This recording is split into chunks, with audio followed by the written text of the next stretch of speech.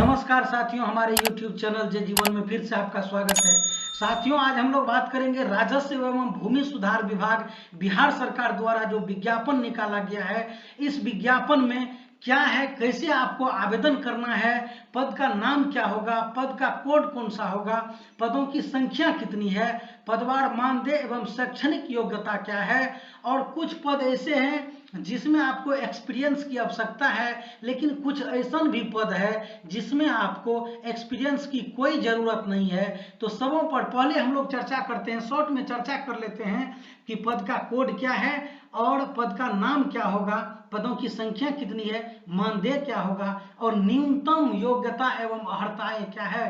पहले इस पर हम लोग चर्चा करते हैं, इसके बाद फिर हम लोग अगले बिंदु पर चर्चा करेंगे जो महत्वपूर्ण होगा, जिसमें यह ध्यान देना जरूरी है कि किस डेट से आपको आवेदन भरना है और उसमें कौन कौन सा डॉक्यूमेंट्स आपको देना जरूरी है, वो भी हम लोग चर्चा करेंगे। पहले जान लेते हैं विशेष सर्वेक्षण सहायक बंदोबस्त पदाधिकारी की रिक्तियां हैं। इसके लिए कोड है 1, कुल रिक्तियां हैं 355 और विभिन्न कैटेगरी के लिए अलग अलग रिक्तियां यहाँ पर दिया गया है। इसका मानदेय जो है, मानदेय इसके लिए दिया गया है 59,000 और इसमें न्यूनतम योग्यता एवं अर्हता जो मांगी गई है वह है AICTE से मान्यता प्राप्त तथा संबंधित राज्यों के SBTE से पंजीकृत संस्थानों से सिविल इंजीनियरिंग में स्नातक एवं 2 वर्षों का सरकारी या निबंधित गैर सरकारी संस्थानों में कार्य करने का न्यूनतम अनुभव, इसमें अनुभव मांगा गया है 2 वर्षों का। और अगला जो कोड है वो है कोड नंबर 2, ये पद का कोड है कोड नंबर 2। ठीक, इसमें विशेष सर्वेक्षण कानून गो, कुल रिक्तियां हैं इनके लिए 758 और इसमें विभिन्न कैटेगरी के लिए अलग अलग रिक्तियां हैं। इनके लिए मानदेय जो निर्धारित किया गया है वो है 36,000 और इनके लिए जो न्यूनतम योग्यता है AICTE से मान्यता प्राप्त तथा संबंधित राज्यों के SBTE से पंजीकृत संस्थानों से 3 वर्षीय सिविल इंजीनियरिंग में डिप्लोमा एवं 2 वर्षों का सरकारी निबंधित या गैर सरकारी संस्थानों में कार्य करने का अनुभव जो है इसमें भी आपको मांग रहा है। इसके बाद चलेंगे कोड नंबर 3 में। कोड नंबर 3 में जो पद दिया गया विशेष सर्वेक्षण अमीन, इसमें सबसे ज्यादा रिक्तियां हैं, 8244 रिक्तियां हैं, विभिन्न कैटेगरी के लिए अलग अलग है और इसके लिए जो मानदेय निर्धारित किया गया है वो है 31,000। इसके लिए जो न्यूनतम शैक्षणिक योग्यता है AICTE से मान्यता प्राप्त तथा संबंधित राज्यों के SBTE से पंजीकृत संस्थानों से 3 वर्षीय सिविल इंजीनियरिंग में डिप्लोमा, इसमें जो है एक्सपीरियंस नहीं मांगा गया है। ठीक, इसके बाद जो है 4 नंबर कोड जो है ये है विशेष सर्वेक्षण लिपिक, या इसको आप कह सकते हैं लिपिक के लिए, क्लर्क के लिए ये वैकेंसी है। कुल रिक्तियां हैं इसमें 744 और इसमें जो इसका जो मूल चीज है, इसका जो मेन फैक्टर है, इसका जो मेन एडवांटेज है वो स्टूडेंट के लिए ये है कि इसमें मान्यता प्राप्त विश्वविद्यालयों संस्थानों से सिर्फ स्नातक की डिग्री मांगा गया है। इसमें किसी भी प्रकार का कोई जो अनुभव की जरूरत नहीं है, सिर्फ आपके पास डिग्री होनी चाहिए। और इसके लिए जो है मानदेय जो दिया जाएगा वो है 25,000 रुपया। विभिन्न पदों पर विभिन्न कैटेगरी के लिए जो है अलग अलग रिक्तियां इसमें दिया गया है। लेकिन एक चीज ये नोट जो है इसे एक बार हम लोग ध्यान से देख लें, ऊपर अंकित पदों की संख्या में आवश्यकता अनुसार परिवर्तन संभव है।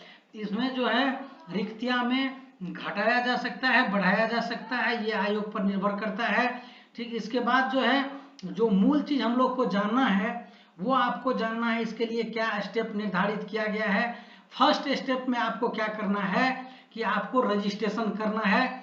जो लिंक प्रोवाइड किया गया है ऑफिशियल वेबसाइट के माध्यम से, वो लिंक मैं आपको अपने डिस्क्रिप्शन बॉक्स में भी आपको डाल दूंगा। इस लिंक से आपको डायरेक्ट यहाँ पहुंच जाना है, पहले रजिस्ट्रेशन कर लेना है। रजिस्ट्रेशन में आपको एक रजिस्ट्रेशन नंबर मिलेगा और पासवर्ड आपको बनाने हैं। इसके बाद सेकेंड स्टेप में आपको करना है बेसिक डिटेल्स आपको डालने हैं। तीसरा आपको है स्टेप 3, इसमें एजुकेशन क्वालिफिकेशन डिटेल्स आपको डालने हैं। चौथा है स्टेप 4, वर्क एक्सपीरियंस से संबंधित डिटेल्स इसमें डालने हैं। पांचवा है आपको, पांचवा स्टेप है अपलोड फोटो, सिग्नेचर और डॉक्यूमेंट, ये चीज आपको कर लेना है। उसके बाद है स्टेप 6, प्रीव्यू योर एप्लीकेशन, आप जो भी फॉर्म फिलअप करेंगे उसे एक बार केयरफुली देख लेंगे, सब कुछ सही में है कि नहीं है, उसका मिलान कर लेंगे, उसके बाद ही आप फाइनल सबमिट करेंगे। इसके बाद आपको क्या करना है, स्टेप 7 में payment of examination fee, payment भी आपको करना है। पेमेंट करने के बाद ये आपको ऑनलाइन फी पेमेंट करना है यहाँ से जाकर के। इसके बाद जो है उपरोक्त विधि से परीक्षा शुल्क का भुगतान से संबंधित आवश्यक विवरणी निम्नलिखित है, ये 400 रुपया आपको लगने हैं। ये सभी आप लोग जान ही रहे हैं, जो मूल चीज है उस पर हम लोग चर्चा करेंगे।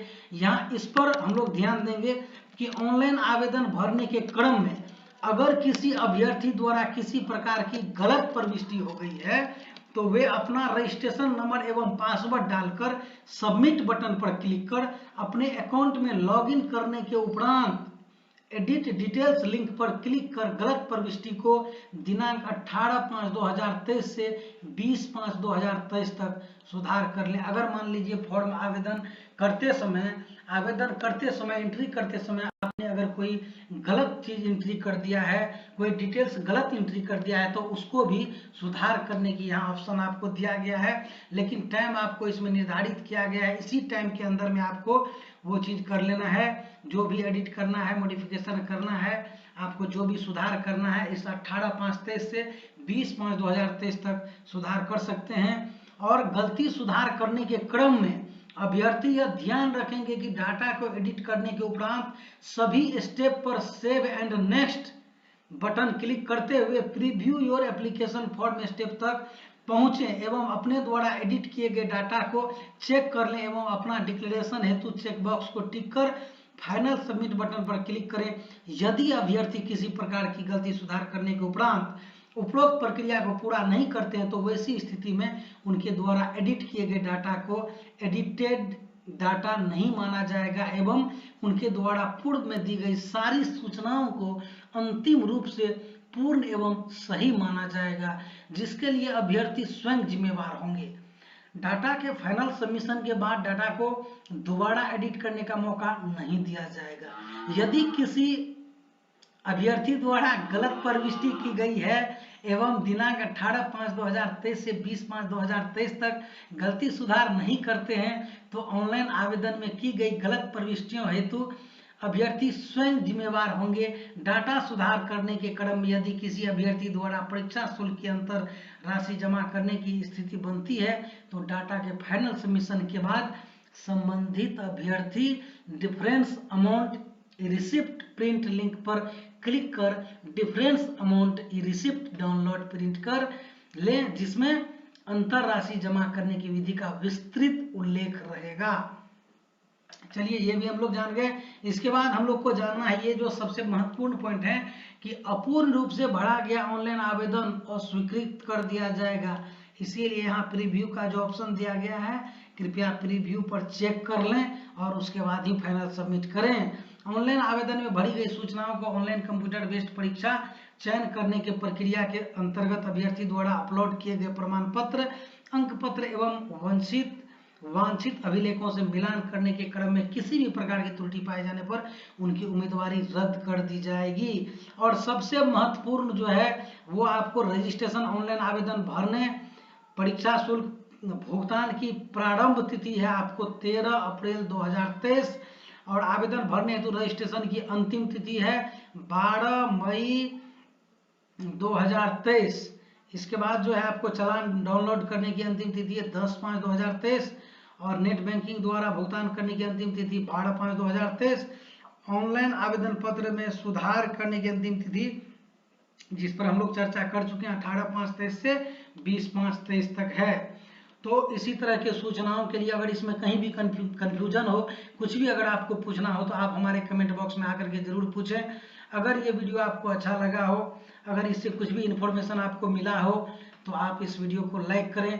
कुछ अगर पूछना हो इससे संबंधित तो आप कमेंट करें और अपने दोस्तों के साथ हमारे वीडियो को शेयर करें। जय हिंद।